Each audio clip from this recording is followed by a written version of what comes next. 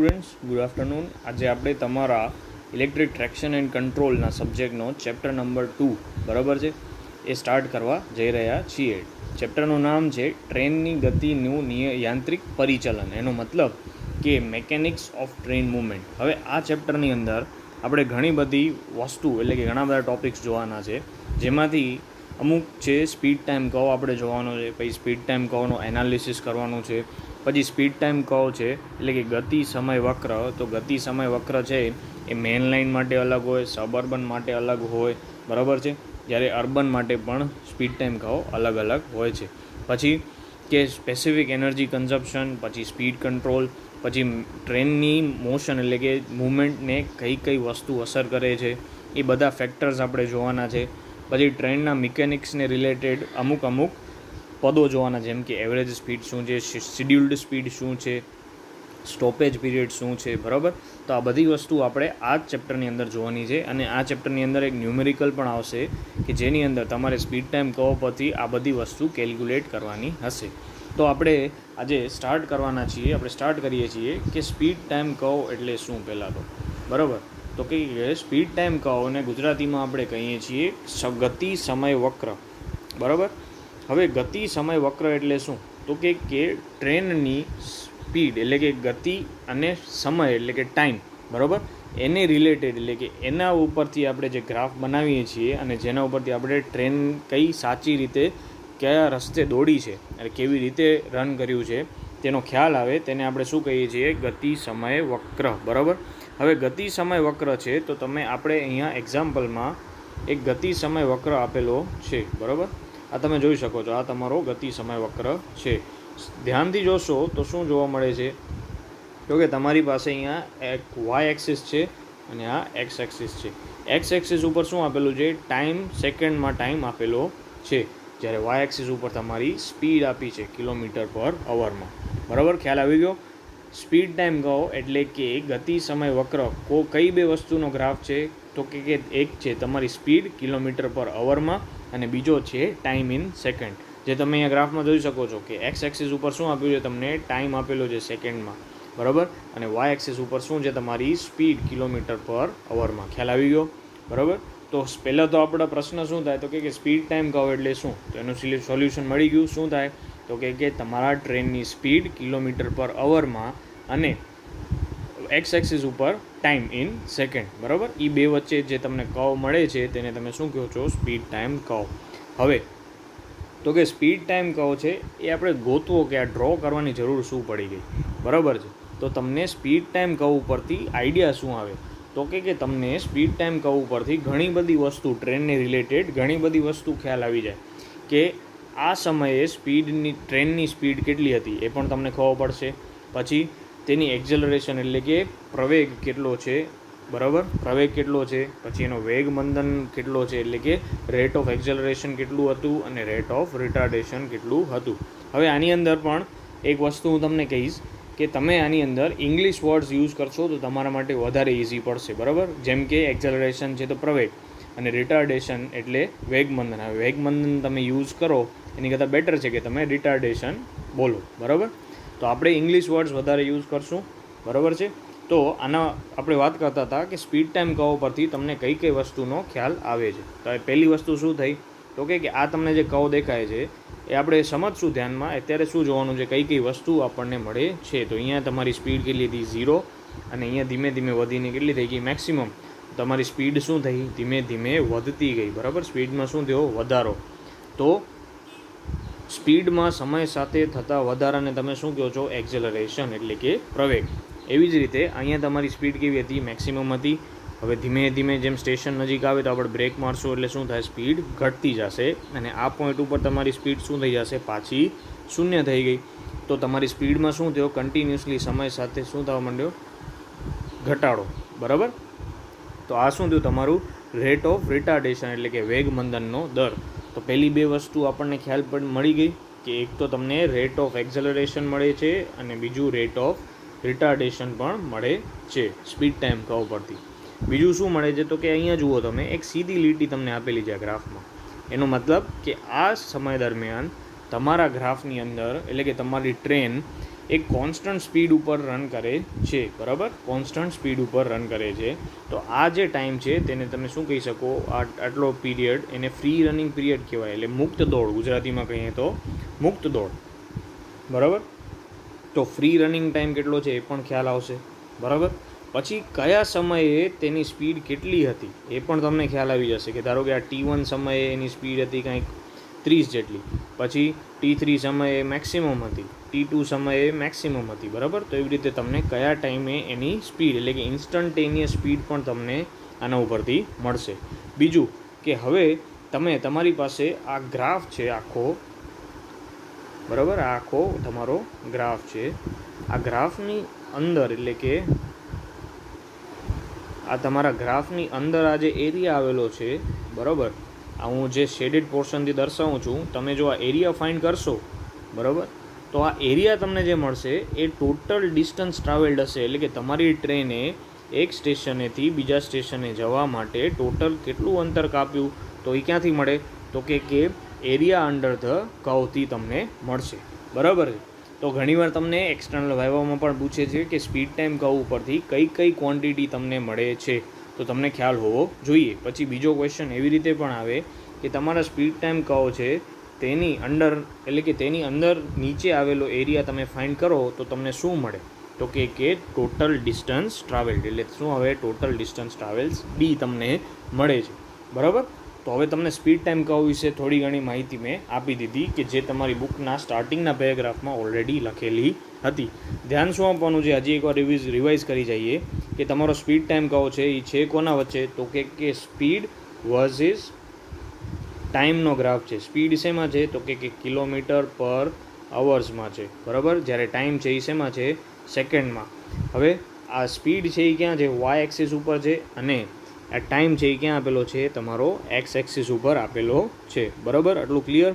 હવે બીજું કે તમને સ્પીડ ટાઈમ કર્વ ઉપરથી શું શું મળે છે, તો કે આપણે આની અંડરનો એરિયા આપણે આ ફાઇન્ડ કરીએ તો શું મળે, ટોટલ ડિસ્ટન્સ ટ્રાવેલ્ડ.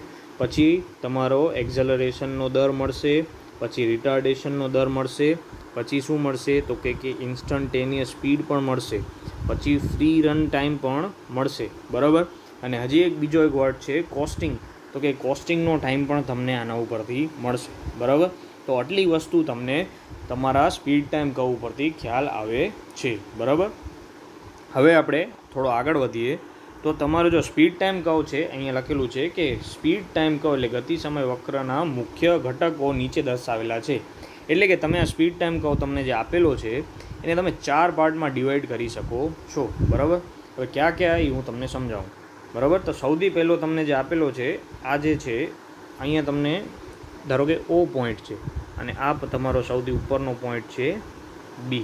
તો આટલો જે પોર્શન છે, બરાબર, એને તમે કહેશો એક્ઝલરેશન એટલે કે પ્રવેગ, બરાબર. પછી આ Bથી કરીને આ પોઈન્ટથી કરી ને આ પોઈન્ટ સુધીનો એટલે કે આ ભાગ છે એ શેનો છે, ફ્રી રનિંગનો ટાઈમ છે, બરાબર. પછી આ ભાગથી કરીને આ ભાગ એટલે કે આપણો આટલો પોર્શન એને તમે શું કહેશો, કોસ્ટિંગ કહેશો, બરાબર. શું છે એ આપણે હજી જોશું આગળ. અને આ પોર્શનથી કરીને આ પોર્શન સુધીનો જે ભાગ છે એ તમારો શું છે, બ્રેકિંગ અથવા તો રિટાર્ડેશન, વેગમંદન, બરાબર. તો 4 ભાગમાં ભાગ પાડ્યા. એક તો પહેલો છે એ એક્ઝલરેશનનો છે, પછી ફ્રી રનિંગ છે, પછી કોસ્ટિંગ છે, અને છેલ્લે છે એ રિટાર્ડેશન છે. એટલે આવી રીતે આમ 4 ભાગ પડે છે તમારા સ્પીડ ટાઈમ કર્વના. 4 ઘટકો તમે એને કહી શકો, એક્ઝલરેશન, મુક્ત દોડ, કોસ્ટિંગ અને વેગમંદન અથવા તો બ્રેકિંગ, બરાબર છે. હવે તમે એમ કહેશો, એક ક્વેશ્ચન થવો જોઈએ આપણને કે આપણે સ્પીડ ટાઈમ કર્વ છે બધી ટ્રેનો માટે સરખો હોય, તો કે ના. કઈ રીતે, તો અહીંયા તમને લખેલું છે કે જે ટ્રેન સર્વિસો એટલે કે ટ્રેન સર્વિસ માટેના જુદા જુદા ધોરણો એટલે કે જુદા જુદા પેરામીટર્સ કે જેમ કે તમારો પ્રવેગનો દર એટલે કે એક્ઝલરેશનનો દર, વેગમંદનનો દર, મેક્સિમમ સ્પીડ, 2 સ્થાન એટલે કે 2 સ્ટેશન વચ્ચેનું અંતર, બરાબર, એના ઉપર આધારિત આપણે 3 ભાગમાં અને આપણે વહેંચી શકીએ છીએ ટ્રેનોને, બરાબર ને. એ પ્રમાણે એનો સ્પીડ ટાઈમ કર્વ હશે. કયા 3, તો કે એક છે તમારો મેઇન લાઇન સર્વિસ, પછી છે સબ અર્બન એટલે કે અર્ધ શહેરીય વિસ્તાર, બરાબર, અને અર્બન એટલે કે શહેરી વિસ્તાર. એટલે 3 પાર્ટમાં આપણે એને ભાગ પાડી શકીએ છીએ. કોના આધારે? તો કે પ્રવેગનો દર, વેગમંદન, મહત્તમ ગતિ, બે સ્ટેશન વચ્ચેનું અંતર. બરાબર, આ બધા ફેક્ટર્સના ઉપરથી આપણે આ સર્વિસને 3 ભાગમાં ડિવાઈડ કરી શકીએ. એક મેઇન લાઇન, અર્બન અને સબઅર્બન. બરાબર છે, ખ્યાલ આવી ગયો. હવે શું કરવાનું છે? તો કે આપણે પહેલાં સ્પીડ ટાઈમ કર્વના ઘટકો સમજીએ. બરાબર, તો હવે તમે સ્પીડ ટાઈમ કર્વના આપણે ઘટકો જોઈએ. હવે આ સ્પીડ ટાઈમ કર્વની અંદર તમે ધ્યાનથી જોજો તો મેં તમને પહેલાં કીધું હતું કે આ જે આપેલું છે તમને અહીંયા ઓ છે અને આ છે એ બી છે. બરાબર, પણ અહીંયા વચ્ચે પણ એક વસ્તુ આપેલી છે જેને તમે પોઈન્ટ આપ્યો છે એ, અને ટાઈમ તમે ધ્યાનથી જોશો તો ટાઈમ છે 0 થી T1 સુધીનો ટાઈમ આપેલો છે, એટલે કે આટલો.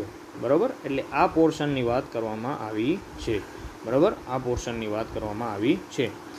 હકીકતમાં તો આ આખો પોર્શન એટલે કે ઓબી જે આખો છે એ કોની વાત છે? તો કે પ્રવેગ જ છે, એક્ઝલરેશનની જ વાત કરવામાં આવી છે. બરાબર, પણ એના હકીકતમાં 2 ભાગ પાડવામાં આવ્યા છે. એક તો ઓ એ, બરાબર, અને પછી એ બી. બંને અલગ અલગ છે. કઈ રીતે? તો કે આ જે ઓ એ છે ત્યાં સ્ટાર્ટિંગમાં તમારી ટ્રેનની સ્પીડ કેવી હશે? 0 હશે. બરાબર, અને એનું નામ શું આપ્યું છે? એણે જો શું આપ્યું છે? રેહોસ્ટેટિક એક્ઝલરેશન. બરાબર, રિયોસ્ટેટિક એક્ઝલરેશન. બરાબર, એટલે કે રિયોસ્ટેટિક પ્રવેગ. આની અંદર શું થશે? તો કે આ પોર્શન એટલે કે આ પાર્ટની અંદર, આટલા પાર્ટની અંદર શું થાય છે? તો કે તમારા પ્રવાહ એટલે કે આ પોર્શન દરમિયાન કરંટ છે, મોટરને સપ્લાય થતો કરંટ એટલે કે મોટર જે કરંટ ડ્રો કરે છે એ લગભગ કેવો રહે છે? કોન્સ્ટન્ટ જ રહેશે. પણ તમે શું કરો છો? તમે જે એનો સપ્લાય વોલ્ટેજ છે એ ધીમે ધીમે સ્ટેપમાં શું કરો છો? એને વધારો છો. બરાબર, શું થાય છે? તો કે આ એટલે કે રિયોસ્ટેટિક એક્ઝલરેશનમાં તમારો કરંટ, મોટર જે કરંટ ડ્રો કરે છે એ લગભગ કેવો હોય છે? સરખો. બરાબર, અને વોલ્ટેજ છે એ આપણે શું કરીએ છીએ? નોચિસ પ્રમાણે વધારતા જઈએ છીએ. બરાબર, અને આ પોર્શનમાં એટલે કે આ સમય દરમિયાન એટલે કયો? 0 થી T1 સમય દરમિયાન તમારો જે ટોર્ક હશે, બરાબર, એટલે કે ટ્રેક્ટિવ એફર્ટ હશે એ કેવો હશે? લગભગ કોન્સ્ટન્ટ, સરખો જ હશે. ખ્યાલ આવી ગયો? આપણે વાત કોની કરીએ છીએ? 0 થી O એટલે કે ઓ એની વાત કરીએ છીએ. રિયોસ્ટેટિક એક્ઝલરેશન. કરંટ કેવો છે? લગભગ કોન્સ્ટન્ટ છે. બરાબર, આપણે સપ્લાય વોલ્ટેજને શું કરીએ છીએ? ધીમે ધીમે વધારીએ છીએ. બરાબર, ધીમે ધીમે વધારીએ છીએ. બસ એટલું જ થાય છે આની અંદર. બરાબર, અને આનું બીજું નામ પણ તમે આપી શકો, નોચિંગ અપ. નોચિંગ અપ એટલે શું? તો કે તમે એને વોલ્ટેજ ધીમે ધીમે સ્ટેપમાં વધારો છો અને એની સ્પીડને શું કરો છો? નોચઅપ કરો છો, એટલે કે વધારો છો. બરાબર, હવે આગળ જઈએ તો બીજો એક પોર્શન છે જે તમે અહીંયા જોઈ શકો છો. શું છે? T1 થી T2 એટલે કે એ થી બી જે આપણે અહીંયા જોયું હતું એ શું છે? એ થી બી. બરાબર, આ પોર્શનની વાત થાય છે. હવે આ આખો પોર્શન છે શેનો? એક્ઝલરેશનનો જ છે. પણ પહેલાં આપણે આટલો ભાગ જોયો જેને આપણે રિયોસ્ટેટિક એક્ઝલરેશન નામ આપ્યું. બરાબર, અને હવે આપણો જે છે એ શું છે? એ થી બીની વાત કરવામાં આવી છે. બરાબર, હવે આનાથી ઊંધું થશે. તમારો વોલ્ટેજ છે ઓલરેડી તમે રેટેડ વોલ્ટેજ સુધી પહોંચી ગયા છો, એટલે તમારો વોલ્ટેજ છે એ કેવો હશે? લગભગ કોન્સ્ટન્ટ થઈ ગયો હશે. બરાબર છે. બરાબર, હવે શું થાય છે? તો કે પ્રવાહ છે એ શું થશે? તમારી સ્પીડ છે એ ધીમે ધીમે વધતી ગઈ અને ધીમે ધીમે એ એની મેક્સિમમ સ્પીડ સુધી પહોંચી જશે. એટલે તમારો રેટ ઓફ એક્ઝલરેશન એટલે કે પ્રવેગનો દર છે એ ધીમે ધીમે શું થશે? ઘટવા માંડશે, કેમ કે મેક્સિમમ સ્પીડ નજીક આવી ગઈ. અહીંયા તો શું હતું? 0 સ્પીડથી આપણે વધારતા હતા, તો રેટ ઓફ એક્ઝલરેશન કેવો હશે? વધારે હશે. જ્યારે હવે આ પોર્શનની અંદર તમે રેટેડ સ્પીડની એટલે કે મેક્સિમમ સ્પીડની નજીક આવી ગયા તો તેની રેટ ઓફ એક્ઝલરેશન કેવો થશે? ઓછો થઈ જશે. બરાબર, તો ખ્યાલ આવી ગયો? આટલા પોર્શનની અંદર શું થાય છે? તો કે આ પોર્શનની અંદર તમે વોલ્ટેજ ધીમે ધીમે સ્ટેપમાં વધારો છો અને રેટ ઓફ એક્ઝલરેશન કેવું હશે? ખૂબ જ વધારે. પછી આ પોર્શનની અંદર તમે વોલ્ટેજ તો રેટેડ આપી દીધો છે તો એની સ્પીડ ધીમે ધીમે વધશે, પણ રેટ ઓફ એક્ઝલરેશન કેવું હશે? ઓછું. અને જ્યારે તમારા મોટરથી જે ટોર્ક ડેવલપ થાય છે એટલે કે ટ્રેક્ટિવ એફર્ટ છે એ ટ્રેનને જે રેઝિસ્ટન્સ એટલે કે અવરોધો લાગે છે એના જેટલું થઈ જશે ત્યારે શું થશે? તમારી ટ્રેન છે એ મેક્સિમમ સ્પીડ ઉપર દોડવા માંડશે. બરાબર, તો આ તમારું આટલો પોર્શન હતો એ આપણે કવર કર્યો. બરાબર, પહેલો ઘટક આપણે જોયો. બરાબર છે. હવે આપણે આગળ જોવાનું છે તમારું ફ્રી રનિંગ, બરાબર. હવે અહીંયા તમે જુઓ તો કે તમારા ફ્રી રનિંગમાં એને શું કીધું છે,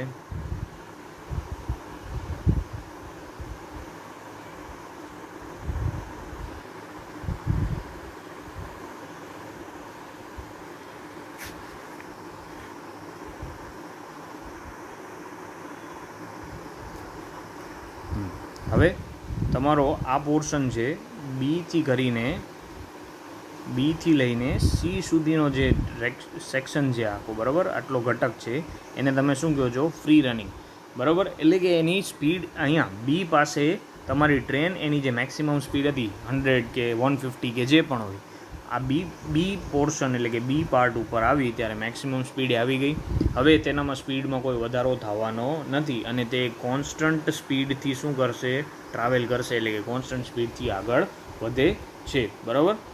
અને હવે શું થાય છે તો કે તમે આટલો પોર્શન ક્લિયર કરી નાખ્યો એટલે આ તમારું ફ્રી રનિંગ પીરિયડ એટલે જ કહેવામાં આવે છે, બરાબર.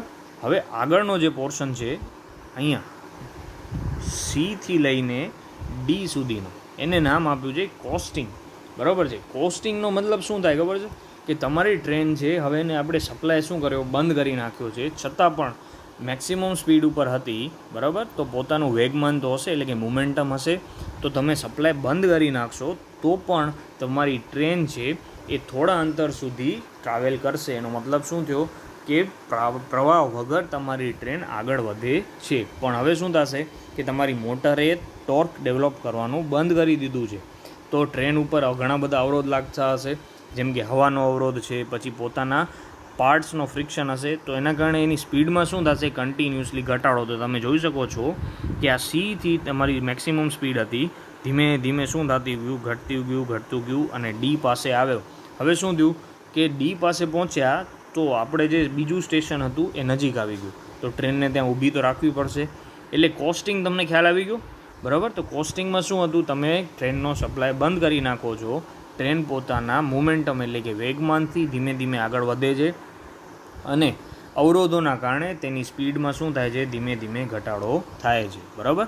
હવે અહીંયા તમે ડી ઉપર આવો છો એટલે કે તમારું જે બીજું સ્ટેશન હતું એ શું થઈ ગયું, નજીક આવી ગયું, તો ટ્રેનને પાછું ઊભી રાખવી પડશે, એટલે આપણે સ્પીડ હવે ઝડપથી ઘટાડવી પડશે. એટલે અહીંયા આપણે ડી ઉપર શું કર્યું, બ્રેક મારી તો તમારી સ્પીડમાં શું છે, ફટાફટ ઘટાડો થશે, બરાબર. અને તમારો જ્યાં ઈ એટલે કે સ્ટેશને પહોંચશે તો સ્ટેશન પર ટ્રેન ઊભી રહેશે, બરાબર. તો આ રીતે તમારી પાસે ટોટલ 4 ઘટક હતા. કયા કયા તો કે સૌથી પહેલાં તમે કહી શકો કે તમારો ઓથી એ કરીને છે તે શું છે, ઓથી બી કરીને છે એ એક્ઝલરેશન એટલે કે પ્રવેગ, બરાબર. પછી બીથી સી છે એ તમારું શું છે, ફ્રી રનિંગ એટલે કે મુક્ત દોડ. પછી સીથી ડી એટલે કોસ્ટિંગ અને ડીથી ઈ છે એ તમારો બ્રેકિંગ છે, બરાબર. એટલે કે આની અંદર તમે સપ્લાય ધીમે ધીમે વધારો છો, સ્પીડ ધીમે ધીમે વધે છે, પછી રેટેડ સપ્લાય આપી દીધો તો રેટેડ સ્પીડ સુધી પહોંચી જશે. હવે મેક્સિમમ સ્પીડ એટલે કે મહત્તમ સ્પીડ ઉપર થોડો ટાઈમ દોડશે, સી આવશે એટલે શું કરીએ છીએ આપણે, મહત્તમ સ્પીડ ઉપર થોડી વાર રન કરી લે તમારી ટ્રેન એટલે તમે સપ્લાય બંધ કરો છો. જેવો સપ્લાય બંધ કરો છો એટલે કયો પાર્ટ ચાલુ થાય છે તો કે કોસ્ટિંગ એટલે કાંઈ નહીં, તમે ટ્રેનનો સપ્લાય શું કરી નાખ્યો, બંધ. કોસ્ટિંગ પીરિયડમાં શું થશે તો કે તમારી ટ્રેન તેના મોમેન્ટમના કારણે ધીમે ધીમે આગળ વધશે, પણ એની સ્પીડમાં શું થાય છે, ઘટાડો થતો જશે. હવે તમારું બીજું સ્ટેશન નજીક આવી ગયું એટલે તમે શું કરો છો, ટ્રેનમાં બ્રેક મારો છો. તો બ્રેક મારશો તો તમે જોશો કે તમારી ટ્રેનની સ્પીડ છે એ ફટાફટ ઘટે છે, એટલે કે આને તમે બ્રેકિંગ કહી શકો અથવા તો રિટાર્ડેશન અથવા તો વેગમંદન પણ કહી શકો છો, બરાબર. તો આ લેક્ચર આપણે એટલે સુધી રાખીએ. આપણે શું જોયું તો કે ગતિ સમય વક્ર જોયો અને મેઇન લાઇન માટેનો ગતિ સમય વક્ર જોયો. નેક્સ્ટ લેક્ચરમાં આપણે અર્બન અને સબ અર્બન માટેના ગતિ સમય વક્ર અને આ ત્રણેયના સ્પીડ ટાઈમ કર્વનું કમ્પેરિઝન જોશું, બરાબર છે.